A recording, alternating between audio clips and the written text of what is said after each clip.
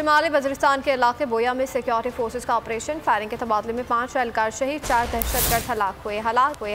दहशतगर्दों के कब्जे से असला और गोला बारूद भी बरामद कर लिया गया। मारे गए दहशतगर्द सिक्योरिटी फोर्सेज के खिलाफ कार्रवाइयों और मासूम शहरियों के कत्ल में मुलव्वस थे। ISPR के मुताबिक इलाके मुमकिन दहशतगर्दों के खात्मे के लिए ऑपरेशन जारी है।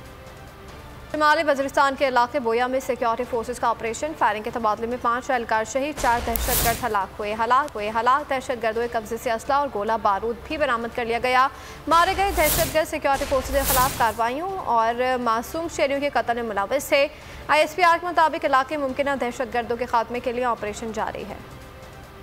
सबसे ज्यादा व्यूज, सबसे ज्यादा रील्स और सबसे ज्यादा रेटिंग के साथ बोल अब भी नंबर 1 पोजीशन पर बरकरार। सब्सक्राइब करें और बेल दबाएं ताकि कोई खबर रह न जाए। सब्सक्राइब करें और बेल दबाएं ताकि कोई खबर रह न जाए।